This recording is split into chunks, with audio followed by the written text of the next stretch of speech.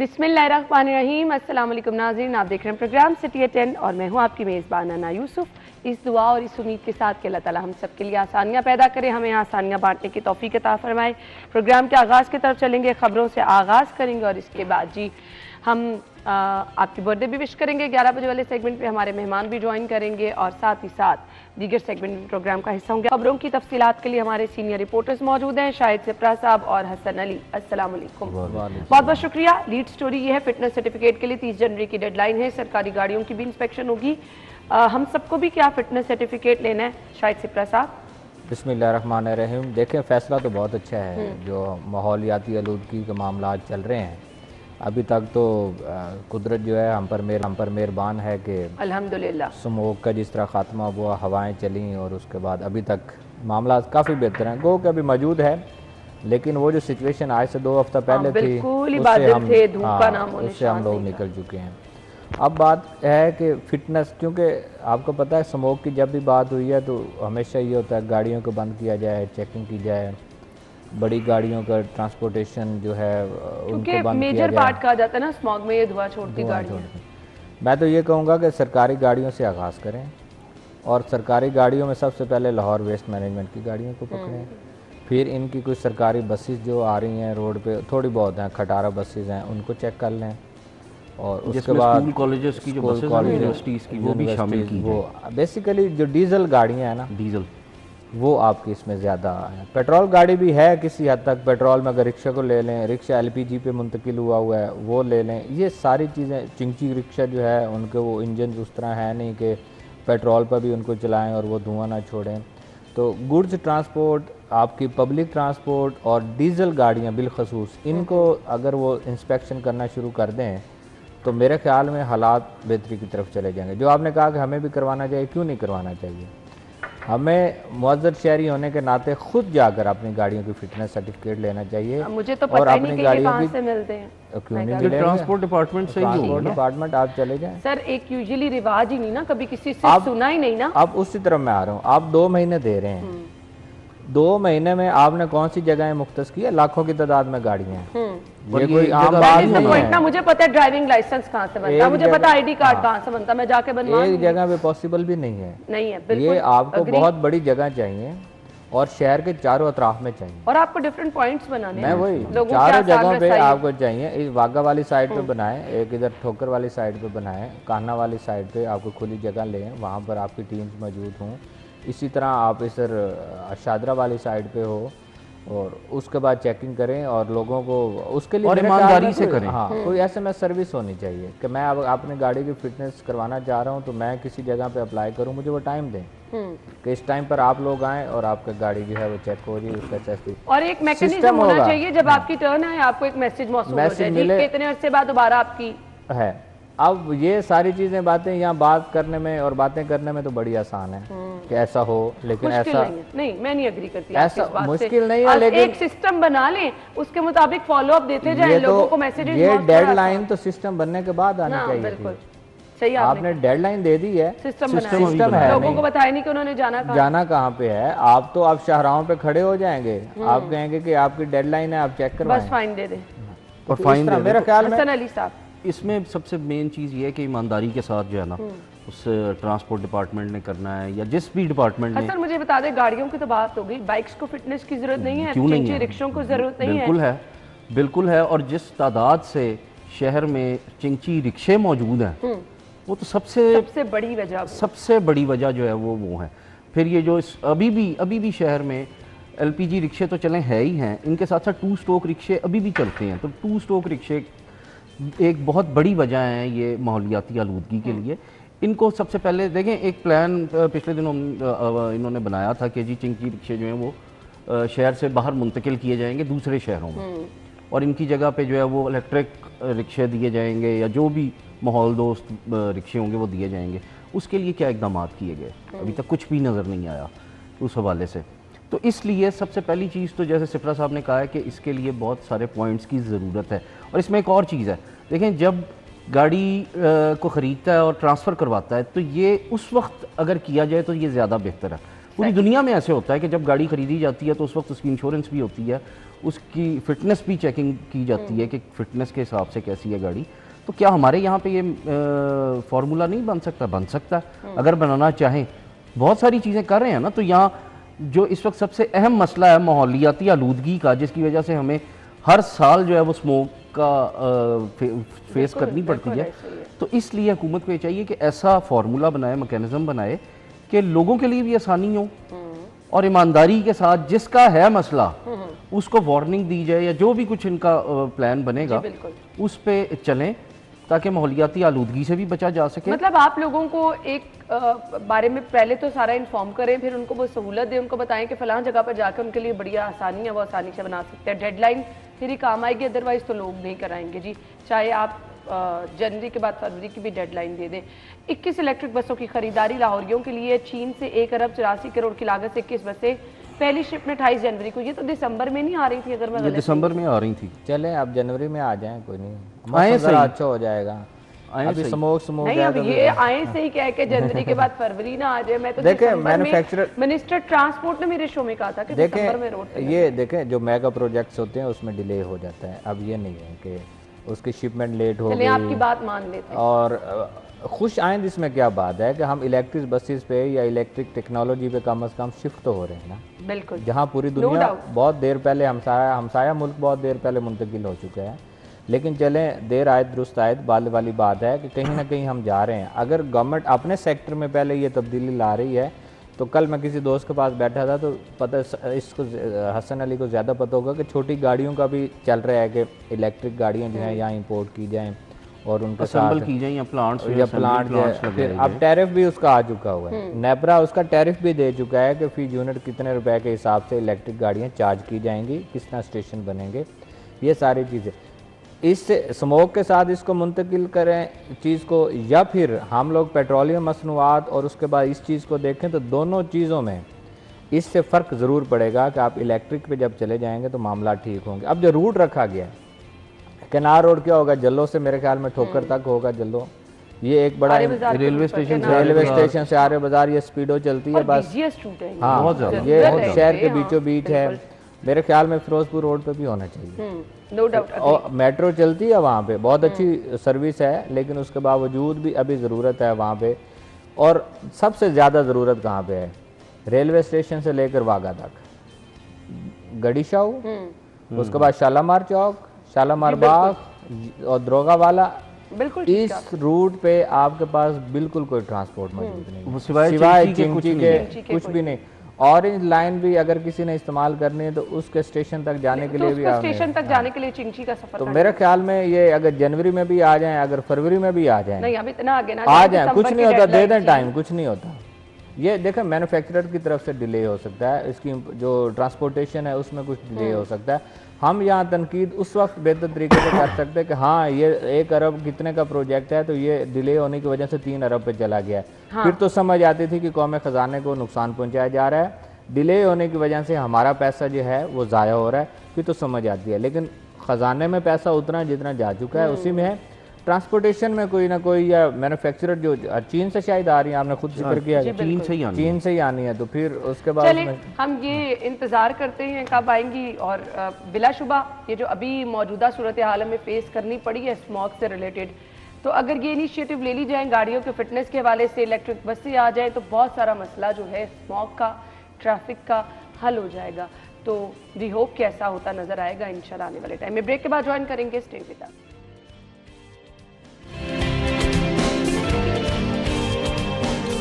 Welcome back once again. खबर है जी, blind world cup जीतने वाली टीम पर इनामात की बरसात, चेयरमैन पीसीबी का 1 करोड़ रुपए देने का ऐलान।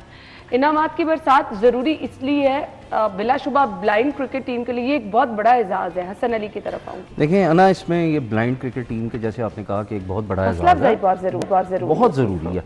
देखिए हमने अरशद नदीम ने जीता, तो उसके बाद जो जैसे हर एक ने जो है वो पूरे पाकिस्तान ने उनके साथ खड़े हुए, और जहाँ जिसकी जो भी हैसियत थी उसने उस कैपेसिटी में गवर्नमेंट सेक्टर ने भी, प्राइवेट सेक्टर ने भी उनके साथ खड़े होकर उनकी हौसला अफजाई की। तो क्या इनकी ज़रूरी नहीं है? और मेरा ख्याल है कि ये चेयरमैन पीसीबी का एक बहुत अच्छा इकदाम है। इसको देखते हुए जो बाकी के लोग हैं उनको भी चाहिए, गवर्नमेंट सेक्टर को चाहिए, प्राइवेट सेक्टर को चाहिए कि वो आगे आएँ। और स्पेशली ये जो ब्लाइंड क्रिकेट टीम है, क्योंकि इनकी कारकर्दगी हमेशा बेहतर रही है, पाकिस्तान की जो ब्लाइंड क्रिकेट टीम है, हम जब भी इनकी हिस्ट्री अगर उठा के देख लें तो बहुत अच्छी रही है।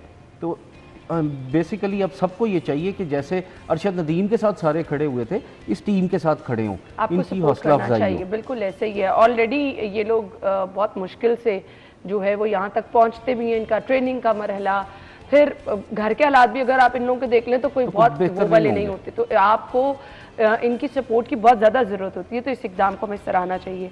शायद सिप्रा साहब देखें, मैं उस दिन सोशल मीडिया पे पढ़ रहा था जब ये जीते हैं, हमारी टीम जीती है, तो उन्होंने कहा अखा लेने को साड़ा ख्याल कर लें तो सही किसी ने लिखा था कि देखें क्रिकेट ऐसा जुनून है कि वो हर जगह पे पाया जाता है। डाउट, नौजवान है, बच्चे हैं, बूढ़े हैं, सब मर्द व ख़वातीन सब में है।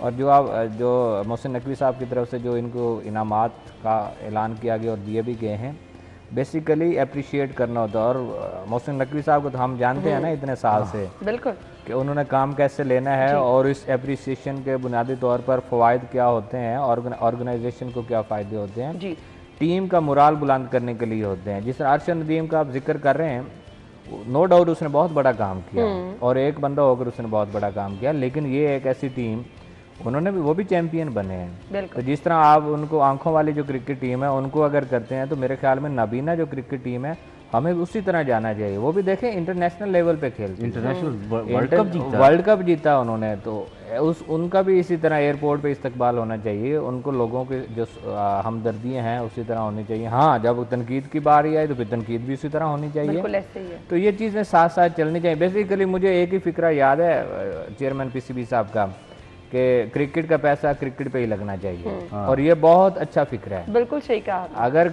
ये लोग कमा रहे हैं ना, तो इन्हीं पे ही लग रहा है, तो इन्हीं की सर्विसेज पाकिस्तान के लिए तो वो दिल खोल के काम अपना जो है वो परफॉर्म भी करेंगे ना। अच्छा। ये इन्हीं की वजह से पाकिस्तान कमा रहा है, आपका क्रिकेट बोर्ड कमा रहा है। अगर क्रिकेट बोर्ड इन्हीं के ऊपर ही लगाएगा, इन्वेस्टमेंट करेगा, इन्हीं की वजह से आ रहा है ना, तो फिर सारा कुछ इसी की वजह से है। तो मेरे ख्याल में ये पाकिस्तान के लिए खेलते हैं, अपने लिए तो खेलते नहीं है ना, मुल्क की खातिर खेलते हैं। बिल्कुल सही कहा। और इसमें एक और चीज़ है, देखें ये जो जैसे हम दूसरी क्रिकेट टीम को एक बहुत ज़्यादा वो सपोर्ट करते हैं हर तरह से, हाँ, इनको सपोर्ट किया जाए ताकि लोगों में ये भी, लोगों को, बहुत से लोगों को ब्लाइंड क्रिकेट टीम का नहीं पता, इनकी हौसला अफजाई होगी, इनको आगे लाया जाए ताकि लोगों को, बच्चों को अभी से पता चले कि ब्लाइंड जो है वो भी क्रिकेट खेलते हैं और वो कैसे खेलते हैं ताकि पता चले। गुजरा हमने तो ये चीज़ बहुत अच्छे तरीके से हाईलाइट की कि किसी तरह से ये लोग कम नहीं होते। अगर इनको एक ट्रैक दे दिया जाए, इनको सपोर्ट अच्छी मिल जाए, तो ये बहुत अच्छे तरीके से अपने आप को मनवा सकते हैं। अच्छा जी, हम तीसरी खबर की तरफ आ रहे हैं। वजीर आला प्रोग्राम पर अफसर शाही का वार, मतलब अफसर शाही ज्यादा स्ट्रॉन्ग निकली है। जनाह अस्पताल में मुफ्त किडनी ट्रांसप्लांट करने वाला सर्जन तब्दील कर दिया गया। ये अफसर शाही ने किया।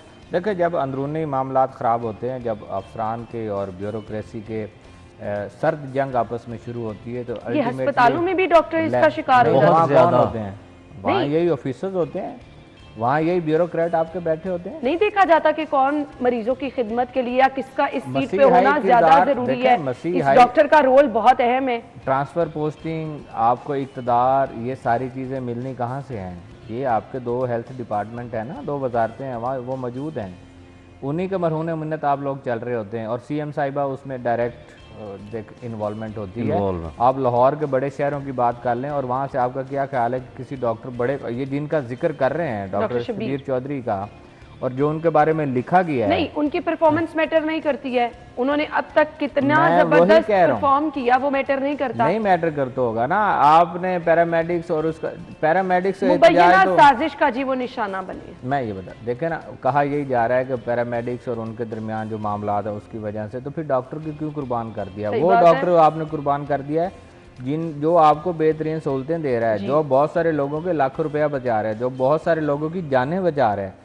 आपने उस डॉक्टर को उठाया है और साइडलाइन कर दिया है। मैं पर्सनली भी डॉक्टर शबीर अभी कुछ दिन पहले हमारे शो में आए हैं और बहुत ही कॉम्पिटेंट, मतलब माशाल्लाह बहुत ही एक्टिव, और जिस तरह से वो काम कर रहे थे, बेशक उनके काम को जितना एडमायर किया जाए उतना कम है। देखें, इसमें फिर वही बात आ जाती है कि सीएम साहिबा या तो फिर ब्यूरोक्रेसी के हाथों मजबूर हो चुकी हैं, क्योंकि डायरेक्ट इन्वॉल्वमेंट है। वो ठीक कहा जा रहा है कि सब कुछ चला यही रहे हैं, हमेशा यही हुआ। गाड़ी की सीट पर यही बैठे हैं। देखें, फिर मैं बात वो एक करूंगा कि निगरान हुकूमत में भी तो चीजें चली थी, तब क्या था? वजह यह थी कि सीएम ने डायरेक्ट इन्वॉल्वमेंट की थी हर एक चीज के अंदर। वहां किसी को गाड़ी चलाने की इजाजत नहीं थी। यहाँ पे मसला ये आ गया कि ब्यूरोक्रेसी को ये पता है कि ये वक्ती हैं, चाहे वो मिनिस्टर हो चाहे वो सीएम हो। मुझे अब ये बता दें, यहाँ तो जाहिद साहब ने मेंशन किया कि डॉक्टर शबीर का तबादला करके इकलौती फ्री ट्रांसप्लांट की सहूलत को फिलहाल बंद कर दिया गया। देखिए, वहाँ पे जिना हॉस्पिटल में गौहर एजाज साहब की वजह से एक state of the art dialysis centre चल रहा था, ठीक है, वो चलेगा। अब ज़ाहिर है वो तो क्योंकि उनका एक ट्रस्ट है, प्रोजेक्ट है, तो वो चलेगा।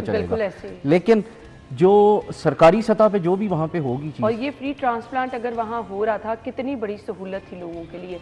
और आपके मेन डॉक्टर जो ये सहूलत फराहम कर रहे थे, खुद सीएम साहिबा ने उनकी तारीफ की थी। ये खबर में लिखा हुआ है जाहिद साहब ने कि खुद सीएम साहिबा ने उनकी तारीफ भी की।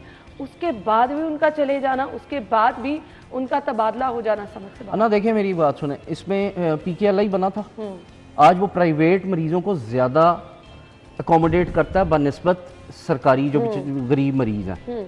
तो हम तो इस तरफ चले गए हुए हैं ना कि सरकारी अस्पतालों में भी जो प्राइवेट मरीज हैं उनको सहूलतें ज़्यादा दी जाती हैं और जो आम गरीब आदमी है उसको सहूलत नहीं दी जाती। सिर्फ पैसों वाली बात रह गई, पैसे लगा लेगा, इलाज करा लेगा। दूसरी तरफ doctor Aamir Bandesha professor of cardiology अस्पताल तैनात किए गए हैं। पंजाब पब्लिक सर्विस कमीशन से सिलेक्ट होने वाले 4 प्रोफेसर कार्डियोलॉजी की तकरीरी डॉक्टर जुनेद जफर गंगाराम में तैनात किए गए हैं। अब डॉक्टर आमिर बंदेशा का पीआईसी में क्या रोल था? मेरे ख्याल से अगर लाहौर में बहुत सारे जितने भी मेरे ख्याल से सहाफ़ियाँ बहुत अच्छे तरीके से जानते होंगे, जितने भी डॉक्टर्स हैं वो बहुत अच्छे तरीके से जानते होंगे कि डॉक्टर आमिर बंदेशा का, क्योंकि मुझे तकरीबन 16 साल हो गए सहाफ़त में और 16 साल से मैं डॉक्टर आमिर बंदेशा को पीआईसी में ही देख रही थी। एकदम ऐसा क्या हुआ? देखें, आपने बिल्कुल ठीक कहा कि सहाफ़ी हों, आम लोग हों और ख़ास तौर पर जिनकी वजह से हुआ सरकारी मशीनरी, वो भी इनको बहुत अच्छे थे और बहुत सारे इनके पेशेंट भी होंगे, बहुत सारों के रिश्तेदारों का और बहुत सारों का खुद का इन्होंने इलाज मुआवजा भी किया होगा, चेकअप भी किया होगा। एक चीज़ कैटेगोरिकली यहाँ पे कहना चाहती हूँ कि ये तकरीबन 6 सालों में जब किसी जानने वालों को किसी दफ्तर में, किसी मोहल्ले में किसी सिर्फ को एक मैसेज किया, मैंने डॉक्टर साहब को एक मैसेज किया, डॉक्टर साहब ने उसी टाइम मरीज का चेक किया। मतलब इस तरह का टाइम दिया उन्होंने कि इस टाइम आ जाए, ऐसे ही है, समझ से बाहर है। देखें, ट्रांसफर पोस्टिंग तो ठीक है, गवर्नमेंट सेक्टर में रूटीन का हिस्सा हुआ करती हैं, लेकिन वो बंदा जिसकी जहाँ पे ज़रूरत हो, जहाँ पे उसको बहुत सारे लोग चाह रहे हों कि यहाँ पे इसकी ज़रूरत है, और वहाँ से निकाल के किसी दूसरी जगह जाके उनकी सर्विसेज को डंप कर देना। सुबह 8-9 बजे से ना शायद सिप्रा साहब ये रात 10 बजे तक भी अस्पताल में देखे, रूटीन में इनकी ये रूटीन है। देखें, मैं वही बात कर रहा हूँ। देखें, एक बंदे की सर्विसेज है ना, आपको यहाँ ज़रूरत है तो वो वहीं पे रहेगा। अगर उसकी सर्विसेज को आप ख़त्म करना चाह रहे हैं, आपको ज़रूरत नहीं है, तो उस जगह पे लगा रहे हैं जहाँ उनकी ज़रूरत ही नहीं। मेयो हॉस्पिटल में होगा, ठीक है, कार्डिक को होगा, लेकिन पंजाब इंस्टीट्यूट ऑफ कार्डियोलॉजी से बड़ा हॉस्पिटल कहाँ पे है? बिल्कुल, कहीं भी नहीं है। अगर यहाँ पे एक ऐसे सीनियर डॉक्टर को आप नहीं बैठने दे रहे जिनकी सर्विसेज मौजूद हैं लोगों को और आम लोगों के, हट के मैं सरकारी मशीनरी की बात कर रहा हूँ, और डॉक्टर आमिर बंदेशा साहब ने बहुत देर तक सरकारी प्रोटोकॉल की ड्यूटी की है, बिल्कुल 3 से रात 10 बजे तक बहुत देर तक की है। जी बिल्कुल। उसके बावजूद मुझे लगता है जिस तरह जिना में साजिश है, यहाँ भी शायद कोई साजिश का आंसर न हो। जायचोई साहब को देखना चाहिए कि असल में ना, आप कह रहे थे कि मसीहाई किरदार है और डॉक्टर्स की भी अपने साजिश होती है। बेसिकली सीट की लड़ाई हर जगह पे होती है। ये जो आपकी प्रोड्यूसर साहिबा बैठी है ना पीछे, इनकी भी लड़ाई हो सकती है सीट की, हम लोग बैठे हैं हमारी भी लड़ाई हो सकती है। इक़्तिदार का नशा ही ऐसी चीज़ है कि जो आपको दूसरी तरफ लेकर जाता है। लड़ाई भी सीट से ही होती है। हमारी, तो मेरे ख्याल में वहां पर ना, वहां पर एक आखिरी बात, कर देना हमारे यहाँ मसीहाई किरदार जो है, जो मसीहा है, इसको इन चीज़ों की नज़र कर देना या इस बुनियाद पर साजिशों की वजह से उनको इधर उधर कर देना, ये अवामुन नास के साथ आप या तो अगर आप ये कहते ना कि डॉक्टर आमिर बंदेशा की जगह आप बहुत कोई बड़े डॉक्टर और इनसे कोई बेहतर डॉक्टर जो है फिर सीएम साहिबा जो कह रही हैं कि कैंसर हॉस्पिटल बनाने जा रहे हैं, हम बाहर से अपने डॉक्टरों को बुलाएंगे, उनको वहां जितना पे करेंगे, कौन आएगा? अगर आपके यही रवैये, अगर आप अंदरूनी साजिशों का निशाना बना के डॉक्टर्स को तब्दील करते रहेंगे तो बाहर से क्यों डॉक्टर्स छोड़ के आएंगे? क्या फिर वो माहिरीन ठीक होते हैं जो बाहर चले जाते हैं दूसरे ममालिक में जाके? कम से कम उनको इन इश्यूज़ का सामना तो नहीं होता ना। एक डॉक्टर जो कि दिन रात मेहनत करके मरीजों की वहाँ पर दिन रात देखभाल कर रहे हैं और रात 10-10 बजे तक, यहाँ पर तो वो डॉक्टर साहिबान भी हैं जो टाइम पे आते ही नहीं हैं। आ भी जाएँ तो मरीज़ को चेक करने के लिए वो नहीं जाते हैं, उन्होंने पैरामेडिक्स पर छोड़ा होता है मरीजों को। बहुत सारे डॉक्टर्स ऐसे हैं और यहाँ पर ये डॉक्टर जो कि 24 घंटे अवेलेबल होते हैं, अपनी ड्यूटी दे रहे हैं। और दिल का हॉस्पिटल वो हॉस्पिटल है जहाँ पर हर मरीज जो है ना वो अचानक की हार्ट अटैक के साथ आ रहा है और डॉक्टर साहिबान अपनी ड्यूटी पर मौजूद हैं और उनको चेक कर रहे हैं। उन डॉक्टर्स को हटा देना समझ से बाहर है, पता नहीं क्यों ऐसा हो रहा है। ऐसे पे अगर आप ये कहें कि फिर यहाँ से डॉक्टर्स बाहर जाते हैं हसन, फिर तो ये ठीक नहीं है। तो बात फिर वही आ जाती है कि जो बाहर जाते हैं फिर वो ठीक रहते हैं। हाँ बिल्कुल। जब यहाँ पे साजिशें ही होनी है और जो बेहतर आवाम के लिए बेहतर डॉक्टर है मौजूद है उसको जब इस तरह से साइडलाइन किया जाएगा। अब म्यू हॉस्पिटल में ठीक है एक डिपार्टमेंट है सिर्फ वहाँ पे कार्डियोलॉजी का, वो भी पीआईसी में तो रोजाना कितने लोग और वो भी कोई इतना कोई बेहतरीन वो नहीं है। अगर हम कहें ना कि कोई बहुत अच्छा वो है डिपार्टमेंट है तो वो कोई इतना सहूलियात वहाँ पे मौजूद नहीं है। इसलिए बेहतर यही था कि अभी भी सीएम साहिबा को ये चाहिए कि इन अपने ये फैसलों पे सोचें, ब्यूरोक्रेसी के हाथों ना खेलें। उसकी वजह यह है कि ऐसे डॉक्टर्स ऐसे लोगों को आगे लाना चाहिए, इनकी हौसला अफजाई करनी चाहिए जो आम आदमी के साथ खड़े होते हैं मुश्किल वक्त में। तो सीएम साहिबा को ये सोचना चाहिए और ख़ास तौर पे ब्यूरोक्रेसी के हाथों ना खेलें। बिल्कुल, आप खुद उनकी कारकर्दगी निकाल के देख लें, अगर आपको लगता है कि ये होना चाहिए या फिर अगर आप उनसे बहुत अच्छा डॉक्टर ले आई हैं तो फिर हम इस चीज़ को अप्रिशिएट भी करते हैं। अच्छा जी, सीएम साहिबा ये कहती हैं मरीजों को अद्वियात घर पहुंचाने की हदायत उनकी तरफ से की गई है। बच्चों की हार्ट सर्जरी के लिए क्वालिटी सर्जरी पर समझौता जो है वो बिल्कुल नहीं किया जाएगा। ये सीएम साहिबा का खिताब करते हुए कहना था। बहुत अच्छा कमेंट है, अगर आप इस पर कुछ एक कमेंट करना चाहें फिर ब्रेक की तरफ। ठीक है, बच्चों की तरफ जा रहे हैं, अद्वियात फ्री दे रहे हैं, ये हुकूमत का ये तो उनके करने वाले काम है। मेरे ख्याल में बताने की शायद ज़रूरत ही नहीं है। अगर आप अमली तौर पे करना शुरू कर देंगे लोग आपके खुद ही गुनगाना शुरू कर देंगे कि ये चीज़ें हमें मिल रही हैं या नहीं मिल रही हैं। इस तरह के प्रोजेक्ट्स या इस तरह के जो मंसूबे होते हैं जो अवामी फलाह के हों, मेरे ख्याल में हुकूमत को संजीदगी के साथ करने चाहिए। इनको इस पर सियासत नहीं का मसला, इस पर किसी को भी सियासत नहीं करनी चाहिए। और दूसरी चीज़, चिल्ड्रन हॉस्पिटल में क्योंकि बहुत ज़्यादा मैंने देखा है दिल के मरीज़ बच्चे जो हैं 3-3 महीनों का टाइम दे रहे होते हैं। तो बड़ी अच्छी चीज़ है कि अगर आप डॉक्टर्स की तादाद बढ़ाएंगे, सीटें बढ़ाएंगे तो ये अमल जो है तेज़ी से होगा, क्योंकि दूर दराज से दूसरे शहरों से लोग यहाँ पे ऑपरेट के लिए आते हैं अपने बच्चों के। तो अच्छी चीज़ है। बाकी अगर आप कह रहे हैं सियासत नहीं होनी चाहिए, कर भी ले, मैं कहती हूँ सहूलतें दे दें। सियासत क्यों ना कर ले, नाम बना ले। नहीं क्यों बना ले नाम, शायद से हमने वोट क्यों दिया, आवाम ने वोट क्यों दिया, तो टैक्स क्यों देते हैं हम, हमारी तनख्वाह से टैक्स कटता है। लेकिन अनफॉर्चुनेटली हमारे यहाँ जब तक वावेला नहीं हो जाता, तशहीर नहीं हो जाती, तब तक काम नहीं होता। मैं इस ववेले के हक में नहीं हूँ। देखें, मैं हमेशा बात करता हूँ अमली तौर पे काम करें, अमली मुजाहिरा करेंगे तो सारा कुछ हो जाएगा। मैं ये तो आपको याद निगरान सेटअप की मिसाल देनी पड़ती है कि आप मैदानी अमल में थे तो लोग आपके खुद। मैंने आपको एक दफ़ा कहा था कि वो शायद इन्होंने कुछ टिकटॉकर्स और एक्ट्रेसेस को करके और उन्होंने कैंपेन शायद चलाई थी, याद है शुरू में, और बड़ी तनकीद हुई थी।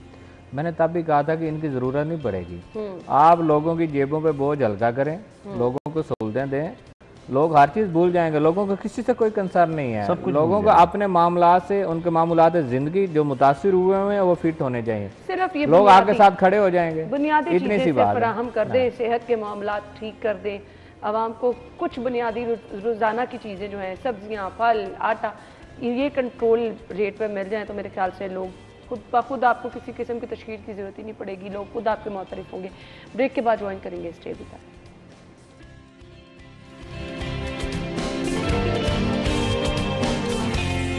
Welcome back. गैस की बोसीदा और खस्ताहाल पाइपलाइंस को तब्दील करने का फैसला किया गया है। 1 अरब 70 करोड़ इसके लिए मंजूर किए गए हैं। तो ये जो अभी मसला चल रहा है कि गैस ही नहीं आती है पूरा दिन, ये हल हो जाएगा? देखिए, ये जिन इलाकों का जिक्र किया है जहाँ पर ये रिहेबिलिटेशन का काम होगा, जिसके लिए 1 अरब और 70 करोड़ रुपये मुख्तस किया गया है, बल्कि इसकी अप्रूवल होगी, काम भी शुरू हो गया बाज़ इलाकों। कौन कौन से इलाके हैं? शुमाली लाहौर है, उसके बाद अंदरून लाहौर के कुछ इलाके हैं, आपके चुंगिया मरसी खाना वाली साइड, वॉल्टन है, गुलबर्ग का कुछ इलाका है।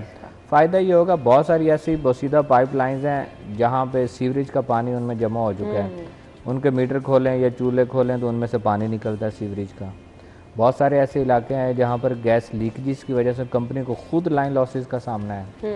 बहुत सारे ऐसे इलाके हैं जहाँ पे ये गैस पाइपलाइन बोसीदा होने से आपके प्रेशर के साथ गैस की फराहमी नामुमकिन है। तो ये जब सर्वेस किए जाते हैं और टीमें जब इनके काम करती हैं तो फिर उसके बाद ये चीज़ बनाई जाती है कि किस जगह पे कौन सी चीज़ लाकर हमने करनी है। जो मौजूदा GM है, लाहौर के 2 रीजन है, मैं लाहौर ईस्ट की बात कर रहा हूँ। राशिद इनायत साहब, उनकी तकरीबन सारी सर्विस ही ऑपरेशन की और लाहौर की है। बीच में कुछ देर बाहर रहे, साहिवाल साइड पे, फैसलाबाद भी GM रहे और उसके बाद अब यहाँ पे हैं। मैं कहता हूँ कि नेटवर्किंग अगर ठीक करनी है तो ये बेसिकली उनके प्रोजेक्ट्स हैं। हालांकि GM का ये इतना काम नहीं है, ये तो निचली सतह पे होना चाहिए। जब मैंने उनको पूछा कि ये इस तरह का प्रोजेक्ट शुरू हो रहे हैं आपके यहाँ, तो क्या उन्होंने कहा कि इससे कंज्यूमर बराह रास्त तो फ़ायदा मंद होगा, लेकिन कंपनी को खुद बड़ा फ़ायदा होगा। वो किस तरह? मैं आपको बताता हूँ कंपनी को किस तरह फ़ायदा होगा। इस वक्त जो गैस बंद की जाती है, मौसम सर्मा तो चलो आ गए, इसमें तो समझ आती है, मौसम गर्मा में भी गैस बंद रहती है। जी बिल्कुल ऐसी रहती है। शेड्यूल ही बनाया जाता है। क्यों बनाया जाता है? सिर्फ एक वजह से कि सिस्टम में लीकेज मौजूद है, सिस्टम से गैस ज़ाया होती है और वो जो ज़ाया होती है वो आपका खसारा है। कंपनी उस खसारे से बचने के लिए क्या करती है कि वही जो विफाक सरमा में लगाता है शेड्यूल, वही मौसम गर्मा में भी लगाए रखते हैं ताकि वो लाइन लॉसेस उनसे बचा जा सके और जो खसारा है वो कम हो। नहीं तो सिपरा साहब, गर्मियों में फिर इसका मतलब है कि गैस की जो लोड शेडिंग है या बंदिश है उससे छुटकारा मिलेगा, मिल जाना चाहिए, लेकिन ये SNGPL खुद करती है। मौसम गर्मा में SNGPL को विफाक ने नहीं कहा होगा। अच्छा, अब सरमा में क्यों करते हैं शेड्यूल? उसके 2 फैक्टर हैं। एक ये बोसीदा पाइपलाइन फैक्टर है, दूसरा आपने LNG इंजेक्ट करनी है उसमें।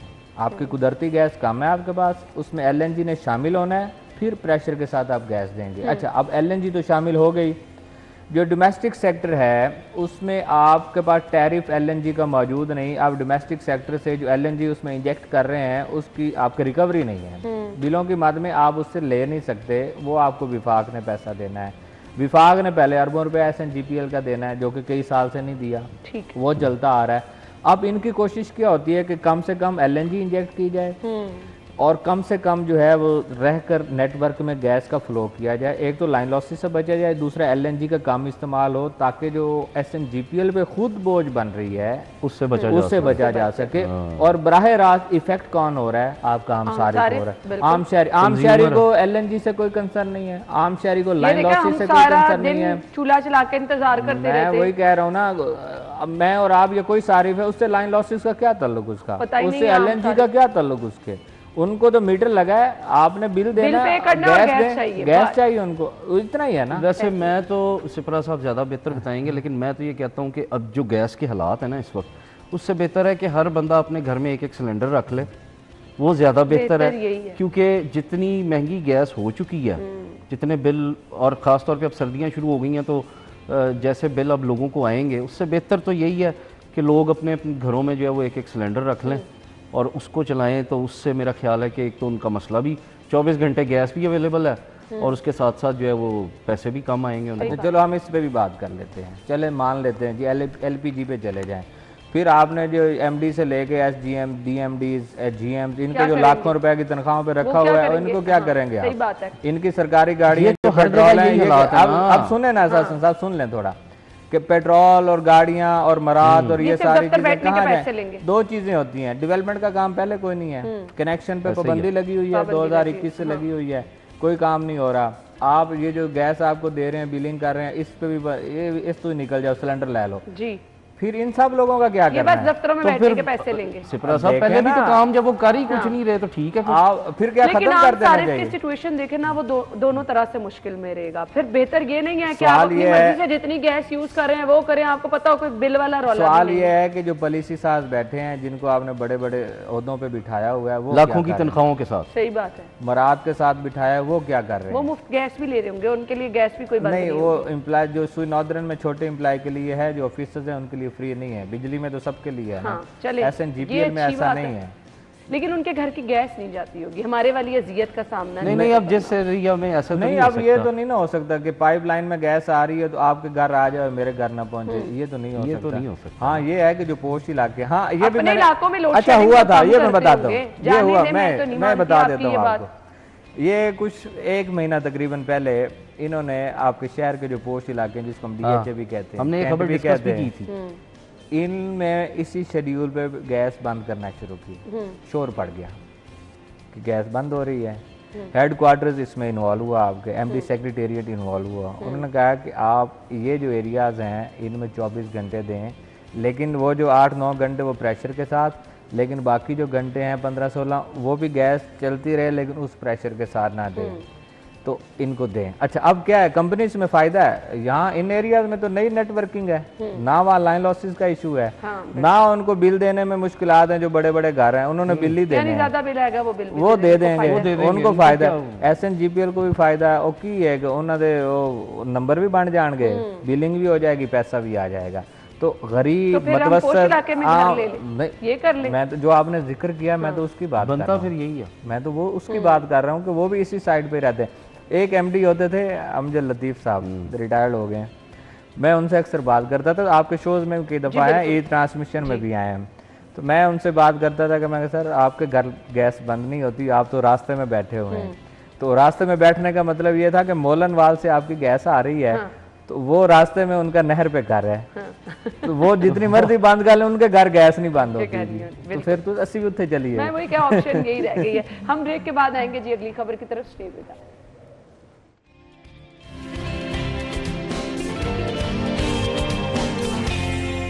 Welcome back. बात करेंगे जी मॉडल मंसूबा फ्लॉप होना, इंतजामिया की कारकर्दगी का मुंह बोलता सबूत है। फुटपाथ पर लगे वजीर आला रेहड़ी बाजार खाली हैं, आवाम सड़क पर चलने पर मजबूर है। अच्छा, इन रेहड़ी बाजारों से थोड़ा सा आगे चले जाए ना तो सब रेहड़ियां आपको भरी हुई नजर आएंगी, और ये जो स्पेसिफिकली CM साहिबा की तस्वीरों वाले वो स्टॉल्स बनाए गए किस्म की जो रेहड़ियां बनाई वो खाली हैं, आगे वाली रेहड़ियां भरी हुई हैं। क्यों? अच्छा, इसमें ना सबसे मजेदार चीज़ ये है कि वो बड़ी खूबसूरत आपको लगती हैं। अगर आप शमा की तरफ से फिरोजपुर रोड से जब शादमान की तरफ आए ना तो वो सारा फुटपाथ पे बड़ी खूबसूरत लगती, बहुत खूबसूरत है। लेकिन मसला फिर वही आ जाता है, देखें किस मकसद के लिए है वो भी तो अब मैं वही बात कर रहा हूँ। तो आप ये देखें कि अब यहाँ पे भी लगाई है, पीको रोड पे भी, मॉल टाउन कचहरी से अगर इस तरफ आए तो लगी हुई हैं। उसमें देखें सबसे मेन चीज़ इनको चाहिए थी कि ये एक कोई ऐसी जगह मुख्तस करते जहाँ पे पार्किंग का मसला ना हो। कोई ऐसी जगह, सरकार के पास बहुत जगह, ये ज़रूरी नहीं था कि फुटपाथ पे जो है वो रेहड़ियाँ लगा दी जाएँ ताकि आवाम गुजर भी ना सकें। दूसरा ये हो कि जिसने ख़रीदारी करनी है वो सड़क पे गाड़ी खड़ी करेगा, उससे ट्रैफिक की रवानी भी मुतासिर हुई, तो इसलिए ये मंसूबा कैसे चलेगा। अच्छा, वैसे ऑनेस्टली स्पीकिंग मैं जब भी वहाँ से गुजरी ना, मैंने कोई इक्का दुक्का लोगों को वहाँ से कोई चीज़ खरीदते देखा है, उसके कंपैरेटिवली आगे जाके जो रेहड़ियाँ लगी हैं वो उसी तरह लगी हुई हैं, वो उसी तरह लोग वहाँ से खरीदारी कर रहे हैं। आपके इलाके में जहाँ आपकी मदद का घर है वहाँ पे ये लग गए, बिल्कुल ऐसे ही। लेकिन थोड़ा आगे जाएं मुल्तान रोड से पहले जहाँ वो चावल मार्केट है, बिल्कुल वहाँ पे सज गई रेहड़ियाँ, आम रेहड़ियाँ लग गई। हाँ जी। उसके बाद आपके मुल्तान रोड सारा सब्जी लग गई, सारी सब्जी मंडी बन गई। तो ये वाला रेहड़ियाँ लगी, अचार पाना इन रेहड़ियाँ की करना है। नहीं तो वो सस्ता करके लोग खरीदे ना, नहीं क्या सस्ता करें कि कंपैरेटिवली उन आपने ये जिसका ये जिक्र कर रहे हैं पीको रोड का फुटपाथ आपने बंद कर दिया ना। शाम में आपके सारी ट्रैफिक वहाँ पे जाम होती है। फिर सबसे बढ़ के आपका मेन जो फाटक है पुल के नीचे वो बंद है, ये छोटी सी फाटकी है, यहाँ से लोगों ने गुजरना होता है, वहाँ ब्लॉक होगी। वो एक आध ट्रेन गुजरी वो ब्लॉक की जो होगी, रोड पूरा ब्लॉक हो गया। शादमान का जिक्र कर रहे हैं, पूरा नाले पे फुटपाथ पे लगी हुई दुकानें। शमा से टुवर्ड्स ये आपका मुल्तान रोड जाए वहाँ पे यही हालात है। प्रोजेक्ट बहुत अच्छा है, और मैं तो गुजर रहा था, मेरे साथ दोस्त था, तो उन्होंने कहा कि CM साहब बनी थी फोटो लानी सी, मैं फोटो लगनी चाहिए, कोई काम होवे ना हो। नहीं, अंदर सब्जियां भली आपको अच्छी अच्छा, क्वालिटी फिर और क्या हुआ, अच्छी क्वालिटी क्या हुआ, फिर मुझे बताया जिससे मैं सब्जी लेता हूँ उसने बताया कि इन्होंने 7-8 सब्जियों तक हमें महदूद कर दी है कि आप ये इतनी रख सकते हैं, इससे ज्यादा फैलाओ आपने, क्योंकि वो उसका साइज भी छोटा है, साइज इतना सारा है। तो भाई सर्दियां जी तो सब्जी आंदी है, गर्मियों में तो सब्जी कम है उसकी, तो वो शरह ही कम है, सर्दियों में उसकी वैरायटी ज्यादा है, उनके पास रखने की जगह भी नहीं है। उसके बाद ठीक है, लगती खूबसूरत है, कोई शक नहीं, तो फोटो भी बड़ी सोहनी लगी है, कोई शक नहीं, कलरफुल सी है ना। हाँ, लेकिन बात यह है कि वो खूबसूरती उस वक्त मजेदार है जब आपकी जेब पे बोझ ना हो, जब आपको सब्जियां जो है आसान निरखों पे, कम निरखों पे मिलेंगी, जब आपको फल जो है अच्छी क्वालिटी का मैं कुछ नहीं कह सकता। ये ना आसान निरखों पे ले, सस्ती सब्जी आप मुझे बताएं, मौजूदा आपके डीसी जब इन्होंने चाय संभाला था नजर आते थे बादामी बाग में?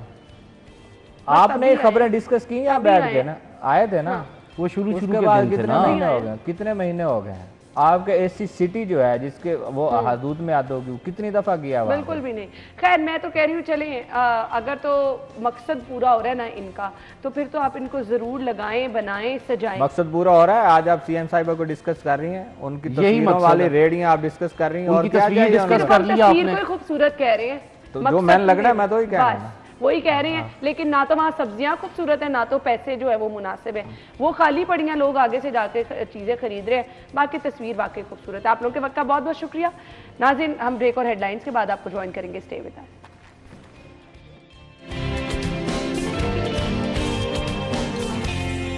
स्टूडियो में आपको खुश आमदीद कहेंगे। बहुत सारे लोग परेशान हैं गिरते बालों की वजह से, ख़वातीन भी परेशान हैं, मर्द हज़रात भी परेशान हैं। अच्छा, गिरते बाल और फिर वो आहिस्ता आहिस्ता एकदम से गंजेपन की तरफ जो चले जाना, फिर कम उम्र में ही ग्रे हेयर्स का आ जाना, बहुत सारे बालों से रिलेटेड मसाइल हैं। और सर्दियों में डेंड्रफ का बहुत ज़्यादा इशू लोगों को रहता है। दफ्तर में लोग आते जाते हैं, कपड़ों पर आपके खुश्की गिरी हो, अच्छा नहीं लगता है।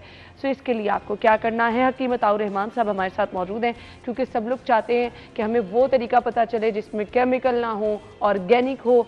तो वो चीज़ें हम आज आपके साथ डिस्कस करने वाले हैं। अपने मेहमान को वेलकम करेंगे। अस्सलाम वालेकुम हकीम साहब। जी वालेकुम सलाम रहमतुल्लाह जी। बहुत बहुत शुक्रिया आपके वक्त के लिए। सबसे पहले बता दें, गिरते बालों का इलाज, ख़वातीन के बाल पूरे बाल गिरना शुरू हो जाते हैं, सो उसके लिए क्या करना है?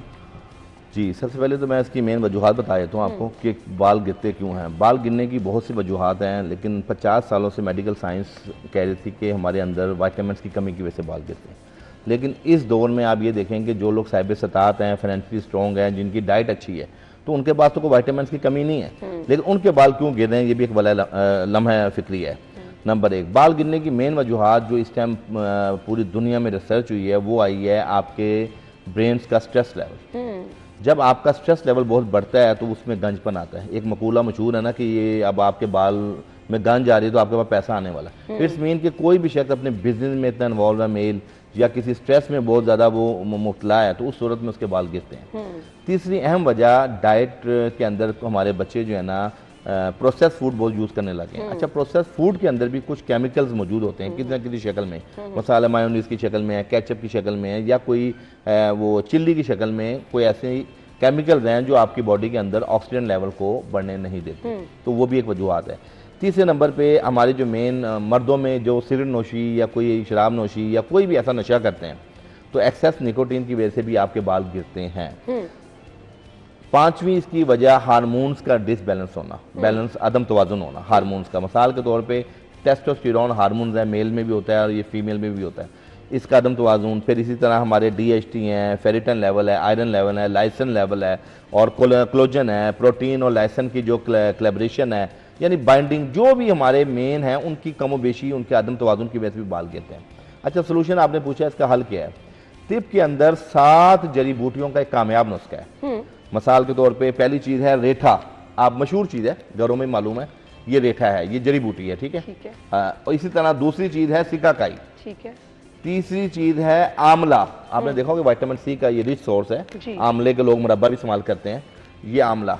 चौथी चीज़ है बालचर, मेडिसिन का नाम है, जड़ी बूटी, और इसके बारे में कहा जाता है कि इसके ऊपर सांप भी फरेफ्ता होता है, बिल्ली भी फरेफ्ता होती है, इसकी खुशबू से, इसका अरोमे से ये बालचर है। और इसके अंदर जो हमारे कुछ ऐसे हमारे परफ्यूम बनते हैं जिसके अंदर इसके एक्सट्रैक्ट भी डाला जाता है। अच्छा। और नींद की दवाइयों में पूरी दुनिया में बालचर नींद के लिए भी बेहतरीन, वैलेरियन जिसको हम कहते हैं, ये नींद के लिए भी बहुत आला चीज़ है। अच्छा, पांचवी चीज़ है नागर मोथा, ठीक है, ये भी हमारी एक लकड़ी है, इंडियन लकड़ी है। और छठवीं चीज़ है शरेला, ये घास की तरह की होती है शरेला। और सातवीं चीज़ है बेरी के पत्ते, ठीक है। अच्छा, इन सातों चीज़ों को आम मिल जाएंगी, आम मिलती है, किसी भी पंसार से, अपने करीबी पंसार से ले लें। सातों चीज़ों को तकरीबन ये 10-10 ग्राम ले लें, और 1 पाव सरसों के तेल में इसको कोई आधा पौना घंटा हल्की आंच पे पकाएं। ठीक है। आप देखेंगे कि सरसों का तेल का कलर एक गोल्डन में होता है, जब वो थोड़ा सा ब्लैकिश में आने लग जाएगा तो उस टाइम उसको छान के भून के आप इसको सेव कर लें, ये आपका तेल तैयार है, ठीक है। और उसको आप हफ्ते में 2 दिन लगा लें, डेली बेशक ना लगाएं, क्योंकि ये अद्वियाती तेल है, तो इसकी एक नॉर्मल डोज होती है यूनिवर्सल। हफ्ते में 2 दिन आप इसको बालों में रूट्स पे लगाएं, तो आप इमेजिन करें कि 7-8 हफ्तों बाद आप देखेंगे कि जो बाल गिर रहे हैं, बाल कमज़ोर हैं, उसके अंदर सिकरी के इशूज़ हैं, वो सब रेक्टिफाई होते हैं। चलें जी, मर्द ख़वातीन बच्चों सभी हाँ, ये तकरीबन यकसा मुफीद है हर उम्र में, हर एज में और हर जिन्स में। हकीम साहब, लगाना कितनी देर है? हमें लगता है कि 2 दिन तेल लगा रहेगा, पूरा दिन लगा रहेगा, ओवरनाइट लगा लेंगे तो उसका ज़्यादा फायदा होगा। हाँ, ये अमूमन हम लोगों को कहते हैं कि रात सोते हुए आप हल्के हाथ से इसका मसाज कर लें, हल्के हाथ से बालों के रूट्स में लगा लें और सुबह उठ के आप किसी भी हर्बल शैम्पू से नहा लें। तो ये अमूमन इसका तरीका होता है। अच्छा, अब ये किन लोगों को लगाना है? जिनके बाल गिरते हैं या जिनको बिल्कुल गंजपन है वो भी लगा? ये बहैसियत मजमूई गंजपन के लिए भी मुफीद है। गंजपन एक तो जेनेटिकली अगर पैदाइशी तौर पे गंजपन है वो उस लाइलाज मर्द है, उसमें हिकमत भी कुछ नहीं कर सकती, उसमें वो प्लांटेशन है या जो भी आप कर सकते हैं।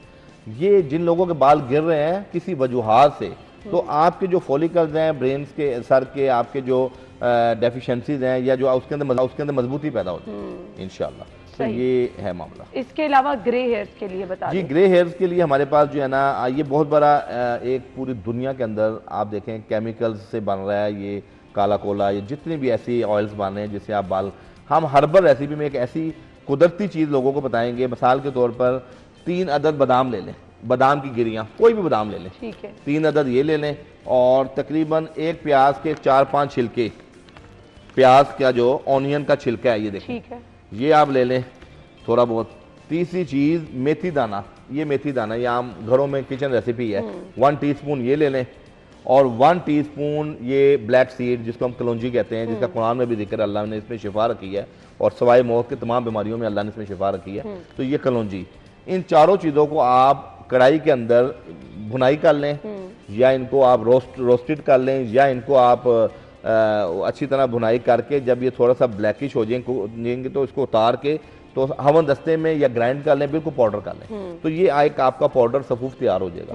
अच्छा, जब आपने इसको अप्लाई करना है तो उसमें से 1 टीस्पून आपने वो पाउडर लेना है, 2 टीस्पून नारियल का तेल लेना है, ठीक है, और उस 1 अदद विटामिन ई का कैप्सूल उसमें डाल के ना, तो उसको आप अच्छी तरह, थोड़ा सा पानी भी मिला सकते हैं उसमें, तो उसको आप एक ना वो एक लुब्रिकेंट सा जो है ना एक वो बन जाएगा फार्मूला, उसको आप बालों की जड़ों में भी लगाना है आपने, रूट्स में, और बालों के ऊपर भी लगाना है। ये तकरीबन ये भी आप हफ्ते में 1 दिन या 2 बार भी कर सकते हैं। सबसे पहली चीज ये कि इसका कोई नुकसान नहीं है।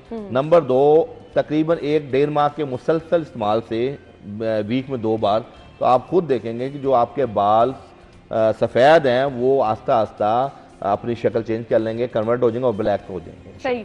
वो लोग जिनके बाल जो हैं वो बहुत उलझे रहते हैं और बालों में कंघी भी करें तो बालों में बार बार उन्हें लगता है गिरा पड़ रही है, बाल जो है वो अजीब से हो रहे हैं, बालों का एक लेंथ नहीं, कि क्या उनको करना है? देखिए, बहुत सी वजूहात हैं। जिस तरह बारिश की कमी से ज़मीन मुर्दा हो जाती है और सेक निकालती है, और जैसी बारिश होती है तरोताज़गी फैलती है, अनाज, फल, फसलें, हर चीज़ में एक जान आ जाती है। इसी तरह खून की कमी से हमारी बॉडी के अंदर बहुत सी चीज़ें ड्राई हो जाती हैं, खुश्क हो जाती हैं। तो सबसे पहले ये देखेंगे आपके अंदर एचबी की कमी तो नहीं है, फेरेटिन की कमी तो नहीं है, नंबर 1। नंबर 2, पानी, बॉडी के अंदर 85% पानी है। हम लोग खून बनाने वाली चीज़ों को तो बड़ा ख्याल रखते हैं कि कौन कौन सी चीज़ खून बनाती है, लेकिन पानी का हम अपना एहतमाम नहीं करते। और सर्दियाँ जैसी आती हैं तो जो गर्मी में हम अगर 12 गिलास पीते हैं तो सर्दी में हम 6 गिलास पे आए थे, तो सर्दियों में तो पानी की ज़्यादा रिक्वायरमेंट होती है। अच्छा जी, तीसरी चीज़, बच्चे हमारे, मैंने आपको बताया था, जैसे सब्जियाँ हैं, फल हैं, ये वो चीज़ें हैं जिसमें कुदरती न्यूट्रिशन भी है और खुश्की ज़ायल करती हैं, तरावट बहाल करती हैं।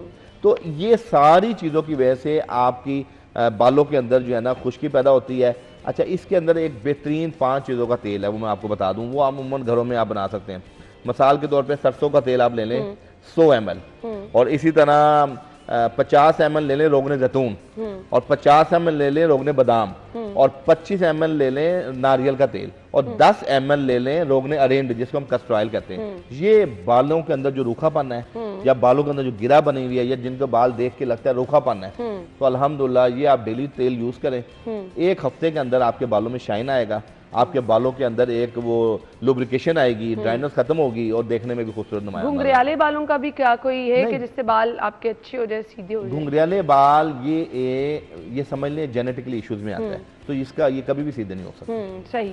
अच्छा जी, इसके अलावा मुझे ये बता दीजिएगा, वो लोग जो कि कहते हैं कि उनके बाल जो हैं वो हमेशा जो है वो ये गिरते बहुत ज़्यादा हैं, वो ये ऑयल के साथ या कुछ खाने वाली दवाइयों की तरफ भी उनको? देखें, मैं आपको फिर वो अर्ज करूंगा, जिंक से रेलिवेंट मिसाल के तौर पे बादाम और किशमिश का कसरत से इस्तेमाल करें, ठीक है, जो लोग सुबह नाश्ते में। दूसरा, हमारे एक कोहना तिब्बा दुनिया से वफात पा गए हकीम साबिर मुल्तानी साहब, वो कहते थे बच्चों को कि आप अखरोट की गिरी, बादाम की गिरी और खजूर का गेठक निकाल के उसका गूदा, इनको हम वजन लेके और इसका एक वो गूदा मिक्सचर सा बना के लड्डू बना लें 50 ग्राम, सुबह शाम 21 दिन खाने से बालों की जो भी न्यूट्रिशन है वो भी पूरी होगी और बाल गिरना भी बंद हो जाएंगे। तीसरे नंबर पे हमारी तिब के अंदर एक बहुत बड़े तबीब गुजरे हैं, जालीनूस, उनकी दवाई है ज्वारी से जालीनूस के नाम से।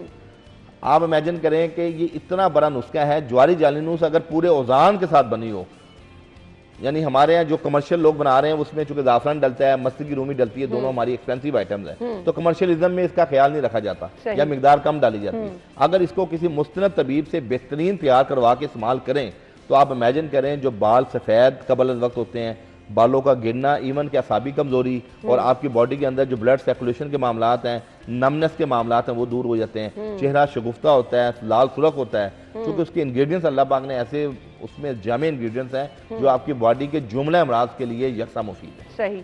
पैगाम क्या होगा देखने वालों के लिए आपका? पैगाम यही है कि इस टाइम सबसे बड़ा जो मेन वजह है वो स्ट्रेस है। आप किसी भी बीमारी, मसलन खवातीन जब मोटापे के बारे में बहुत सोचती हैं कि मैं मोटी हो रही हूँ, दिन ब दिन मोटा होना शुरू हो जाती हैं, दुनिया की दवाइयाँ खा रही हैं, परहेज कर रही हैं, वो इंटरमीडिएट डाइट पे हैं, लेकिन उसके बावजूद वजन कम नहीं हो रहा। तो उसकी मेन वजह यह है कि अपने आप को बिल्कुल रिलैक्स करें। कोई भी ट्रीटमेंट है, कोई भी बीमारी है, उसको खंदा पेशानी के साथ बर्दाश्त करें और उसका इलाज करें, तो इंशाल्लाह अल्लाह आपको शिफा देगा। चलें जी, अपना फीडबैक जरूर दीजिएगा। जिनके बाल गिर रहे हैं उनके लिए भी हकीम साहब ने हम अपने सोशल मीडिया पेज पे भी शेयर कर देंगे। जिनके ग्रे हेयर है उनके लिए भी हकीम साहब ने बता दिया कि क्या रेमेडी उनको इख्तियार करनी है। आपके वक्त का बहुत बहुत शुक्रिया। ज्वाइन करेंगे एक ब्रेक के बाद, हमारे साथ रहिएगा।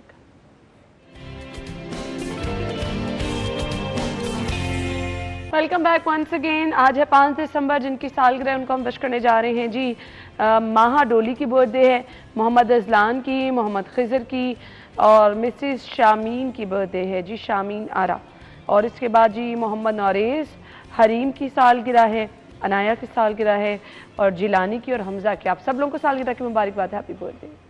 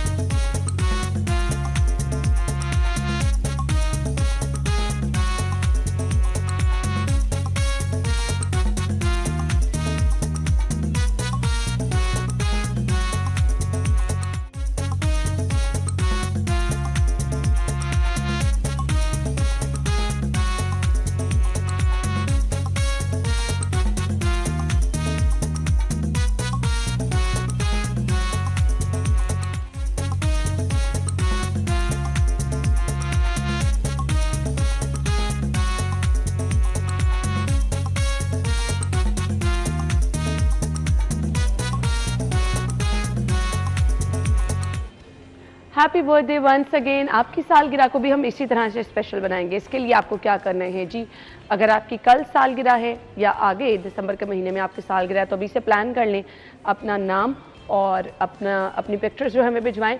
ये नहीं है कि अभी 2-3 दिन बाद सालगिरह है, नहीं जी, जिनकी सिर्फ कल सालगिरह है यानी 6 तारीख को, जिनकी 7 को सालगिरह है वो 6 को पिक्चर्स भिजवा दें। आज तस्वीर और नाम सिर्फ उन लोगों ने भेजना है जिनकी कल के दिन सालगिरह है। सो जल्दी आएँ, जल्दी पाएँ और आपकी सालगिरह को भी हम ऐसे ही स्पेशल बनाएंगे, आपको भी बहुत ही ज़बरदस्त अंदाज में विश करेंगे। अपनी पिक्चर्स भिजवा दें, व्हाट्सएप नंबर आपके सामने है और आपके स्पेशल डे को भी हम इसी तरह से मज़ीद स्पेशल बनाएंगे। हम सेगमेंट्स का सिलसिला आगे बढ़ाएंगे जी। अगला सेगमेंट अपने शामिल करना है, आपको बताएंगे आज के भाव।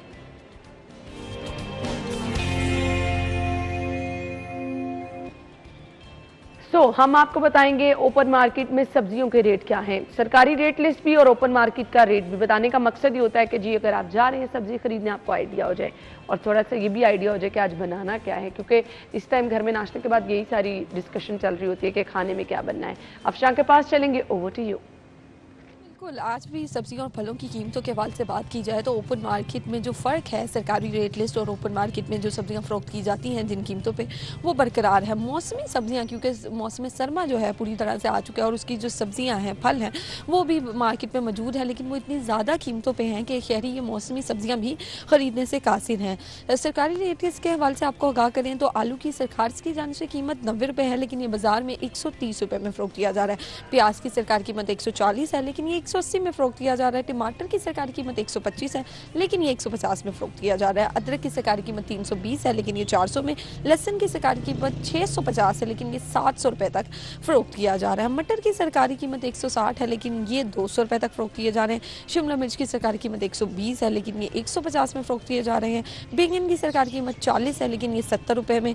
सब्ज़ मिर्चों की सरकारी कीमत 110 है, लेकिन ये 200 रुपये तक फ़रोख्त किए जा रही हैं। इसी तरह से आपको बताएं मौसमी सब्जियां जो कि सर्दियों की सौगात है, मूली की सरकार की जम से कीमत 50 रुपये मुकर्रर की गई है, लेकिन ये 100 रुपये किलो से कम कहीं पे भी फ़रोख्त नहीं की जा रही है। गाजर की कीमत 140 है, लेकिन ये भी अपनी कीमत के बरक्स 150 रुपये और इससे ज़्यादा में भी बेचा जा रहा है। गाजर वैसे भी खून के लिए, आँखों के लिए बहुत अच्छी होती है और सर्दियों में इसका कसरत से इस्तेमाल करते हैं शहरी, लेकिन इसकी कीमतें इस साल इतनी ज़्यादा हैं कि शहरी इसको ख़रीदने से कासिर हैं। साग जो कि हर घर में पका जाता है सर्दियों में, उसकी सरकार की जम से कीमत 50 रुपये मुकर्रर की गई है, लेकिन ये बाज़ार में 100 रुपये से कम कहीं पे भी फ़रोख्त नहीं किया जा रहा है। शहरी खासा नाराज़ दिखाई देते हैं, ज़िले इंतज़ामिया से भी, प्राइस कंट्रोल मजिस्ट्रेट से भी, और आला हुकाम से ये मुतालबा करते हैं कि इन सब्जियों की कम से कम जो मौसमी सब्जियां होती हैं उनकी कीमतें जो है सरकारी रेट लिस्ट के मुताबिक होनी चाहिए, ताकि वो ख़रीद सकें और उनसे जो फ़ायदा उन्हें होता है वो ले सकें। जी बहुत शुक्रिया जी, आपने हमें सब्जियों की कीमतें बताई। और शहरी जिस बात पर नाराज़ हैं वो नाराज़गी का इजहार हम भी हमेशा करते रहते हैं।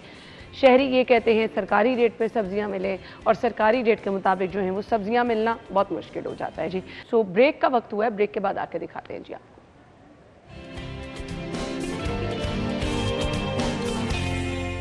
Welcome back once again. आजकल हर कोई परेशान है, नौकरी नहीं मिल रही है। पढ़े लिखे लोग भी और वो लोग भी जो कम पढ़े लिखे हैं उनके लिए भी परेशानी है। सो कुछ स्किल्स ऐसी हैं जो आप सीख लें, उन पे महारत हासिल कर लें तो आप पैसे भी कमा सकते हैं, अपने वक्त को अच्छा यूटिलाइज भी कर सकते हैं। अब वो स्किल कौन कौन सी हैं? ये मोबाइल फ़ोन हर किसी के हाथ में होता है, इसका बेहतरीन इस्तेमाल भी आप कर सकते हैं। वो किस तरह से कर सकते हैं, कुछ गाइडलाइंस हम आज आपके साथ शेयर करेंगे। IT एक्सपर्ट साकिब अजहर साहब ने हमें ज्वाइन किया है, उनको वेलकम करेंगे। अस्सलाम वालेकुम साकिब साहब, थैंक यू सो मच।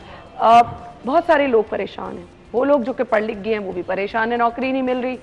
वो लोग जो कि नहीं पढ़े वो भी परेशान हैं। सो क्या नौकरी के ज़रिए ही पैसे कमाए जा सकते हैं? इतना जदीद दौर है, हमारे पास बहुत सारी ऑप्शंस हैं, लेकिन हम उनको यूटिलाइज़ करना नहीं जानते, क्या करना है? मैं समझता हूँ ये when there is a will there is a way basically. तो हमारी जो पाकिस्तान में इस वक्त ऑलमोस्ट 90 लाख पीपल हैं जिन्होंने डिग्रीज़ की हैं और इस वक्त जॉब्स नहीं ले पाए। वो इसलिए नहीं ले पाए कि वो समझते हैं कि जो आज सीख लिया वो ही बेसिकली सारी ज़िंदगी चलाना है। सो हमेशा जो अच्छा एंटरप्रेन्योर होता है या जो भी अच्छा फ्रीलांसर्स होता है या जो भी अपनी रेलिवेंट फील्ड में ग्रो कर पाता है वो ऑलवेज कीप लर्निंग है। स्टॉप जहाँ पर हो गया काम वहाँ पे रुके। तो अब हालात चेंज हो चुके हैं। पाकिस्तान में बैठकर पूरी दुनिया में कहीं भी किसी मुल्क में भी काम कर सकते हैं और इस वक्त लाखों लोग जो हैं, मैं समझता हूँ करोड़ों शायद हों, लेकिन लाखों is easy to to justify के वी कैन क्लियरली से कि लाखों लोग जो हैं इस वक्त पाकिस्तान में बैठकर पूरी दुनिया में काम कर रहे हैं। और ऐसे बहुत सारे स्किल्स हैं जिसको सीख कर आप एटलीस्ट $1000 तक पहुंच जाते हैं within 1 year as an average, अगर आप उस पर कंसिस्टेंट रहें, लगे रहें, डटे रहें, प्रैक्टिकल करें। और वो स्किल्स मैं समझता हूँ अगर मैं कुछ चंद के नाम लूँ जो कि लोग सीखना चाहें। जी ज़रूर। सबसे पहले तो मैं क्योंकि ख़ुद भी ई कॉमर्स एक्सपर्ट हूँ तो मैं सबसे पहले कहूँगा कि ई कॉमर्स को ज़रूर सीखें आप, क्योंकि सारी रिपोर्ट्स ये कह रही हैं कि पूरी दुनिया जो है वो 80-90% जो है वो ऑनलाइन हो जाएगी आज से 6 साल बाद या समथिंग या 5 साल बाद। 2028 में इसकी मार्केट साइज़ जो होगी वो $8.2 ट्रिलियन है। $8.2 ट्रिलियन की ऑनलाइन ट्रांजैक्शन हो रही हैं पूरी दुनिया में, तो इट्स अ ह्यूज स्कोप। और पाकिस्तान में रहकर आप पूरी दुनिया में काम कर सकते हैं। तो ये सीखना होगा आपको। कोई भी उस ई कॉमर्स एक स्किल नहीं है, उसके अंदर बहुत सारे को 200-300 स्किल्स है जो आप सीख कर उसमें एक्सपर्ट बन सकते। दूसरी, पूरी दुनिया आर्टिफिशियल इंटेलिजेंस की तरफ जा रही है, AI की तरफ जा रही है, तो और किसी को आर्टिफिशियल इंटेलिजेंस, मशीन लर्निंग के बारे में चीज़ों को सीखना होगा। बहुत सारा डाटा है, बहुत सारी दुनिया वरिड है about security. So cyber security एक बहुत बड़ा स्किल है जो कि इमर्जिंग स्किल है। Everyone needs to learn this to compete in the market। Saqib साहब, एक और इशू है ना, वो लोग जो कि कम पढ़े लिखे हैं उनके लिए भी कुछ सजेशन आप प्लीज दे दीजिएगा। देखें, कम पढ़े लिखे जो हैं उनको मैं समझता हूँ अंडर मैट्रिक के लिए, मैट्रिक के लिए देखें आप जो यहाँ पर कहीं भी किसी इलाके में जाएं तो वो रेडी लगाने वाले ने भी कभी कुछ पढ़ा नहीं है, लेकिन उसका बिजनेस माइंडसेट है, उसको पता है इस इलाके से लोग गुजरते हैं और वो उसी जगह रेडी लगाता है। अगर आप यहाँ पर देख लें, पढ़े लिखे लोग नहीं भी हैं, उनको खाना पकाना आता है, राइट। और आज वो पूरी प्लाजे खरीदे हुए हैं, हलीम बेच रहे हैं। तो मकसद क्या था, उन्होंने बेचना सीखा, राइट। उन्होंने ये देखा कि बिजनेस माइंडसेट सीखा, क्वालिटी सीखी और फिर बेचना सीखा। बहुत सारी ख्वातीन घर में बैठकर, जिनके पास तालीम भी नहीं है, बाहर भी नहीं आ सकती, वो घर बैठकर खाना पकाकर पूरी दुनिया में या पूरा पाकिस्तान में लोगों को टारगेट कर रही हैं जो कि घर का खाना खाना चाहते हैं। आप इस वक्त देख लेंगे पाकिस्तान में इस वक्त 17,000 लोग जो हैं, बल्कि 19,000 हो गए हैं पंजाब के को निकाल कर, या पंजाब पूरे सूबों को में हम अगर इंक्लूड करें 5 सूबों को, तो इस वक्त पाकिस्तान में 19,000 लोग पैदा होते हैं एक दिन में, 19,500। तो ये 19,500 लोगों में बहुत सारे लोग जो हैं वो बर्थडे भी मनाते हैं और बहुत सारे लोगों की शादी की सालगिरह भी हैं और बहुत सारे लोग हैं ऐसे जिनको केक्स चाहिए। अब किसी को केक बनाना आता है, उसको डिजिटल मार्केटिंग सीख कर वो उन लोगों को टारगेट कर सकते हैं जो कि आपसे हैंडमेड केक्स, कस्टमाइज केक्स घर मंगवा सकें और आप with in 1 day 2 days delivery जो है पूरे पाकिस्तान में 1-2 डेज में डिलीवरी अब हो जाती है। तो आप घर में बैठ कर कोई भी स्किल आता है उसको बेच सकती हैं वाया डिजिटल मार्केटिंग।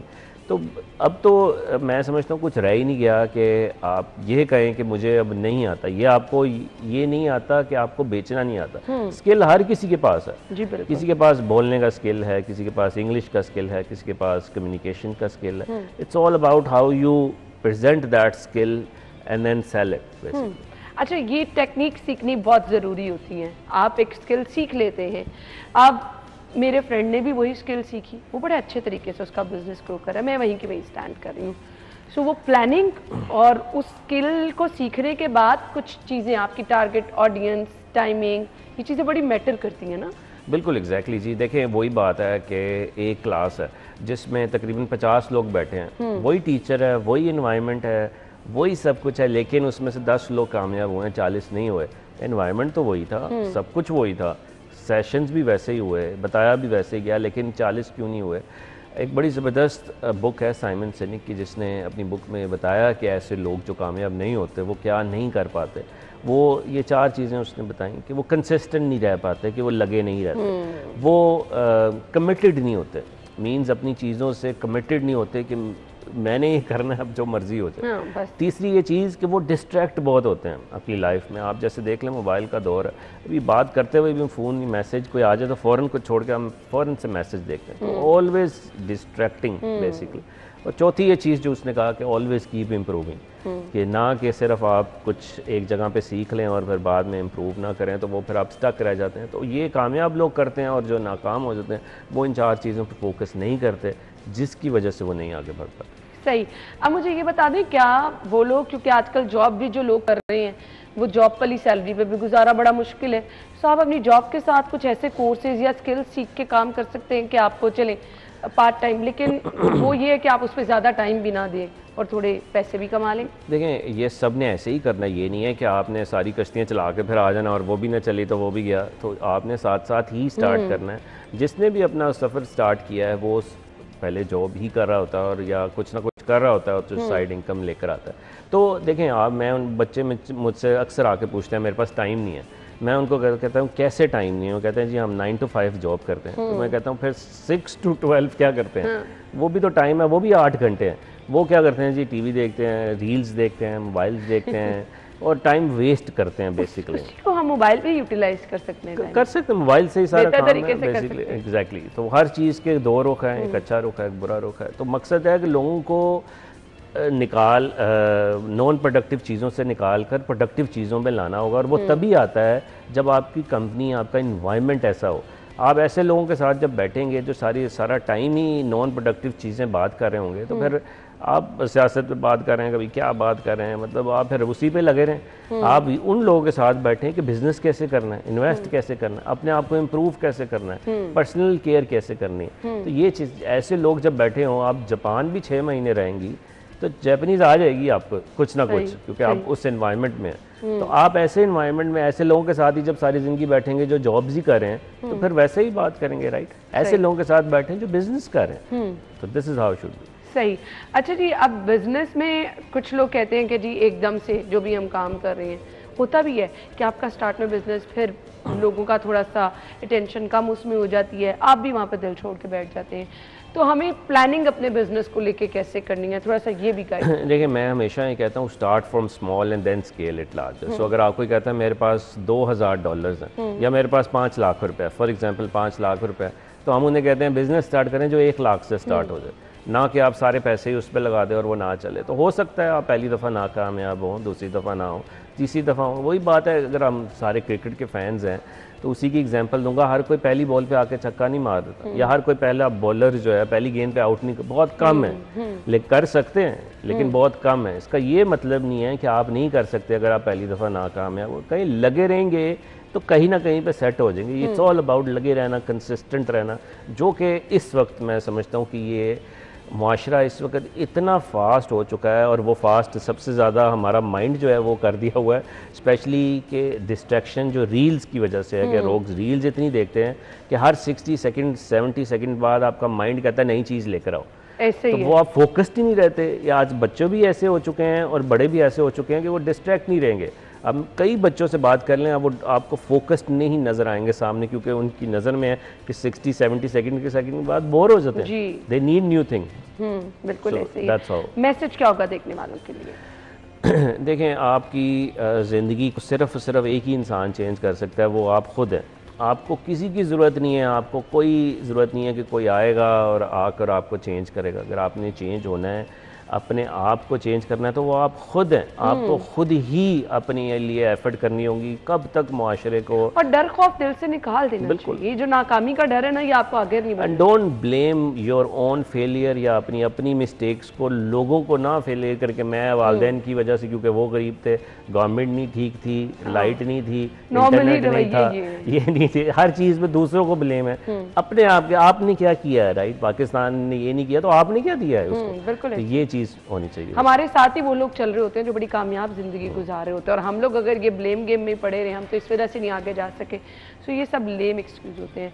मेहनत, लगन, और अगर आप कुछ ठान ले करने की, तो मेरा नहीं ख्याल नाकाम हो सकते हैं। बहुत बहुत शुक्रिया साकिब साहब आपके वक्त के लिए। हम ब्रेक के बाद आपको ज्वाइन करते हैं।